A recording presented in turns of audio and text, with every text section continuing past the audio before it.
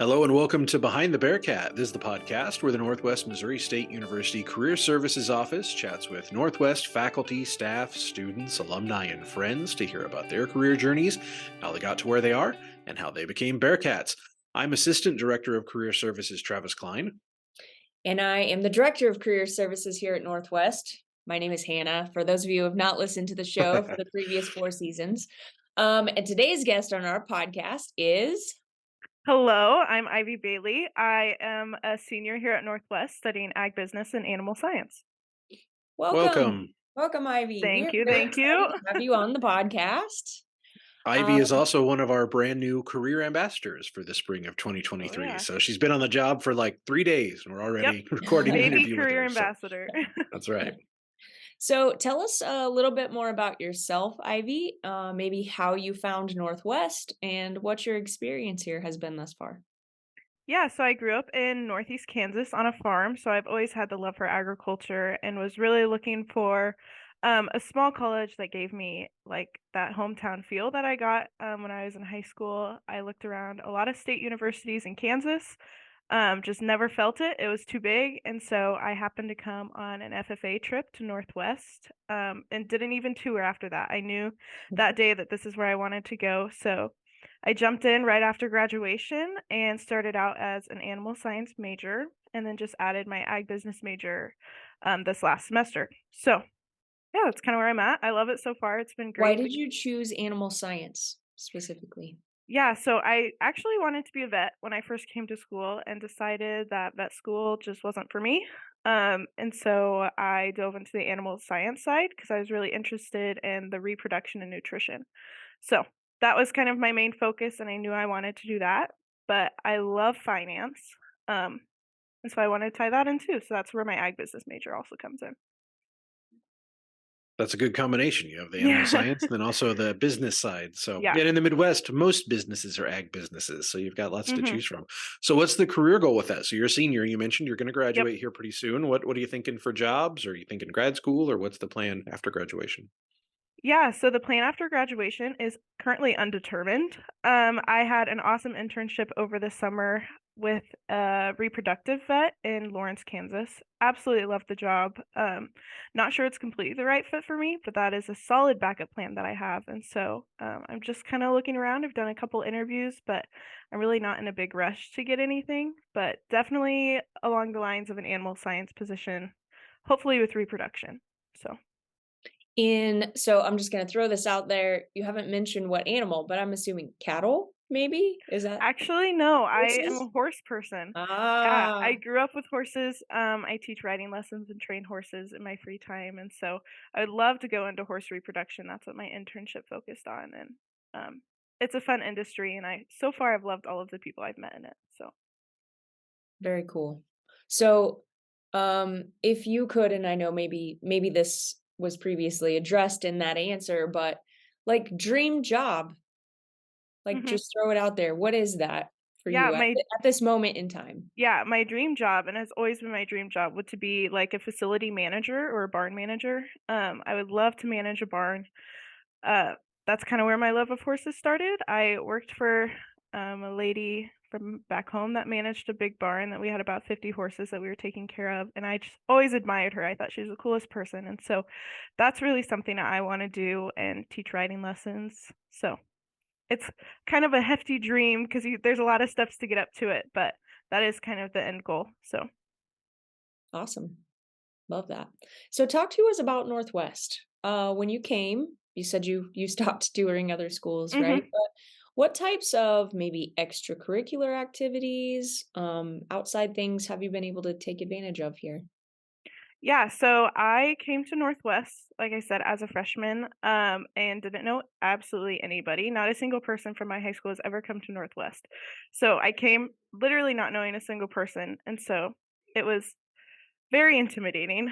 But I was able to jump into the Sigma Alpha sorority, which is a professional women's ag sorority on campus.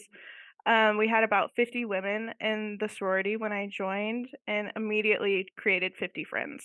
And so that is kind of where my extracurriculars lie. Mostly, I spent a lot of time in Sigma Alpha and just ended, and now a Sigma Alpha alumni after being the first vice president for a year. So I always encourage the freshmen that I see to take a look at it. Outside of that, I board my horse out at the university barn, and so I've met a lot of people there that aren't necessarily ag majors but have the same interests as me. So that's really nice. And then various ag organizations, Missouri Cattlemen's, Missouri Farm Bureau, those kinds of things. So, Those are all valuable connections that will help you when you do mhm. find that job. Those will be Yeah. very essential in doing that, I bet. We mentioned you're a career ambassador. How did you find that position, or how did you hear about that position? To apply for it going into your last senior semester. Yeah, so I found career ambassador through one of my friends from the sorority actually. She had worked here for a while and she always talked highly of it, always loved it. I got to see her in class afterwards. She was always in a good mood. I'm like, man, that has to be a good job if you're still in a good mood after you leave for your shift. And so I've always been interested in it. And I knew when the position opened, it'd be a great opportunity for me in my last semester just to dive in and help me find a career and help others also. It's a little built-in accountability, Hmm. right? Mhm. Like Yep. I have to keep someone else is keeping me accountable for doing my career search, Yes. right? Yes, I have to keep looking. Mhm. So talk about, if you could, maybe a little bit about your thoughts behind like an application process or the interview process. How did you approach those things? I mean, you got the job, so I'm assuming like your philosophy was successful. So could you just Yeah. tell us what you were thinking like when you went into each of those phases? Mhm. Yeah, the application process, I don't stress much over applications, honestly, because I feel like they don't really reflect anyone's personality. And so I usually just put down my basic information and really strive for that first interview. I was a little nervous the first interview because I've never done a group exercise like you guys had us do where we interact with the other interviewees. So that was very different for me. I've never had that. I really enjoyed it because I felt like I was able to show my strengths and my weaknesses without like spilling out my life story to you guys. And so I did really enjoy that. Um, and then the second interview was really nice. It felt really laid back, very calming. Like I could have a conversation with you guys. And that's when I kind of knew I'm like, okay, this is a good place to be. These are good people to work with. So, Do you get Yeah, that nervous for interviews? I Do they mm, make you nervous or do you? not really, but I feel like I'm a good conversationalist, like, I like to talk to people. I did get nervous during the activity, though. So I'm like, "Oh, I don't wanna say the wrong thing, I don't wanna be too much of a leader or not enough of a leader," and so it was just a different atmosphere for me, but I enjoyed it. and that's why we do it, because most people haven't, honestly, even full-time employees, the idea of a group interview is very intimidating, and we Mhm. do kind of ask you to just, we don't give you much to go on. It's just we give you a little bit and let you run, and we want to see how Yeah. you interact. And really what we're looking for is just what you mentioned, someone who can just be themselves, that isn't gonna psych themselves out of it or really take over, and not be able to work with other people. And you did all those things really well, so I think that being easygoing and easy to talk to, it's interesting. Last week we talked with Grace, the career services specialist, and she Mhm. mentioned being really comfortable in her interview. And it's like, well, that we were really comfortable too, and that's the Yeah. same thing for you. Like, the more comfortable you are, the more kind of not freaked out you are, the easier it is to have the conversation with the person. So it's amazing how that makes a difference. Yes. A big difference for sure. Well, and the truth is, and maybe you've only worked here, what, a couple weeks, right? Yeah. A week Yeah. or two. So the truth is what we do is a lot of grouping with people we don't know, right? So we Mhm. bring Hmm. an employer to campus, we have them do workshops or whatever, and you need to be able to function in that type of environment and make people Hmm. feel comfortable, right? Yeah, Just without absolutely. knowing them, really, Yeah. like Hmm. Oh, just being able immediately. to do that. So that's a great skill, and that's part of the Mhm. reason we do those group interviews that way is because we need somebody who can naturally, just make group work fun, I guess. Yeah. Hmm. If we could Yep. all make group work fun, college would be a different thing. That is for sure. So talk to us a little bit about, in your experience, maybe looking for internships. You said you had an amazing Mhm. internship. How did you approach that process? How did you find your internship? And how did you apply and interview for that one? Yeah, so when people ask me about my internship, this is when I preach networking. I would have never found my internship if it weren't for the people that I knew. Um, it's not a small company. It's called Kansas Center for Equine Reproduction. But it was not in my radar at all. And it happened to be that a lady that I bought a horse from had used this veterinarian before, and she's like, "Hey, maybe you should call her and figure this out." And so there was no application process at all for me actually, because I called them. I'm like, "Hey, I need an internship in about 3 months. Do you have one?" Um, and so it happens that the veterinarian is siblings with one of my teachers in high school. And so, again, networking, and she happened to call him. He said, "Yep, Ivy's great. You should hire her." And that was honestly about it. So, we had one phone call on my way to class, and I just kind of talked about how I have horse experience. I know the safety protocols. And then she called me the next day and said, "We're going to hire you. Come on in May." And so it was a great process. She's very easygoing. And so I didn't do the application process, not much of an interview, but I always preach to people when I talk about it that the people you know is really important. So, Mhm. And what did you do in that internship? Because hearing you talk about it's with a mhm, veterinarian, so I'd imagine, yes.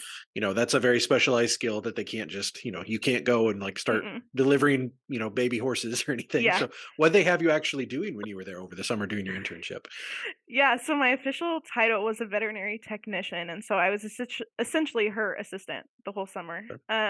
So it is a facility where we boarded stallions and mares. And so essentially what we did is we bred horses all summer. Like that's just like the most basic way I can say it. Um, we bred about 30 customer mares a day. And then we would also do artificial insemination, embryo transfer, and then we had about 8 stallions in the barn. And so we would collect them daily and process all of the semen and prepare that either for shipment or for breeding. And so it was a whole avenue of things I have never experienced before. I've never bred a horse. And so it was really cool. And I think my horse experience helped me kind of skip the initial training and jump right into the deeper stuff. And so I really enjoyed it. I've always loved working with veterinarians. And so working with a horse vet was just like a dream come true. Yeah, wow, that's that's really incredible. Yeah, it was Mhm. cool. Um, what breeds of horses? So I was a little surprised by this. I have always ridden American quarter horses. They're a super versatile breed, very well known in the Midwest, especially. But Dr. Shelby Hayden was the veterinarian, and she is pretty well known across the nation. And so we would have a lot of people come from like the New England area with British breeds. So like your big warm bloods, your Hanoverians, all of those. And we had a couple people come from the West Coast, and a lot of them had thoroughbreds. So Hmm, I got to meet a lot of horse breeds that I've never would have guessed I had met before, so wow, And yeah, big that's money in those thoroughbreds, I would imagine too. yes. Yes, and then over during last semester, actually, some of the horses I helped breed and then, foal out went to sale, and so I got to go down to Oklahoma and see all of those horses sell, and there was some big money going through that ring. I have never experienced anything like that, so it was really cool. wow, yeah, yeah, super cool. I had a pony when I was a kid. He was half American Quarter, half Welsh pony. Yep, He yep. was an awful creature, I bet he was. and he made me not like horses, so there's a little bit Yes. of background trivia for I you. also grew up with ponies, so I understand why you don't enjoy them anymore. He would scrape you off, he would Mhm. buck you off, he would step on you, and he bit me a few times, Yeah. so, you They're know. mean little things, that's for sure. Oh, alright, well, what tips or tricks for any of this, anything, wisdom you have accumulated in your last Mhm. 4 years of going to college that you would like to share with maybe someone who's coming up behind you? Helpful advice. Yeah, I would say the number one thing for me is not to be scared of your professors. I think I probably go into my professor's office at least once a week just to talk.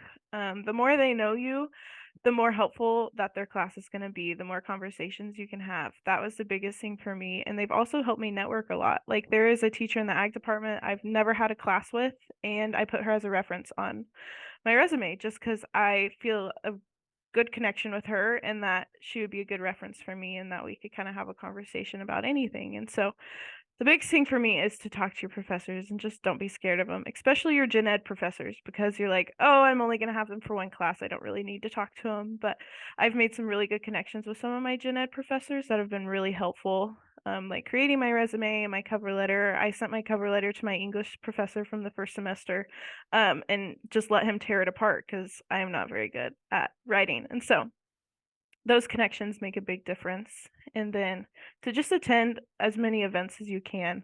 The ag department does a really good job of hosting their own events, and I would assume many other schools do.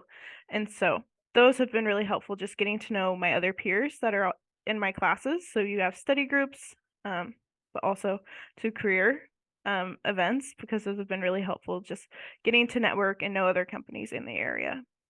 That's really That's great super solid advice. Yeah. Yeah.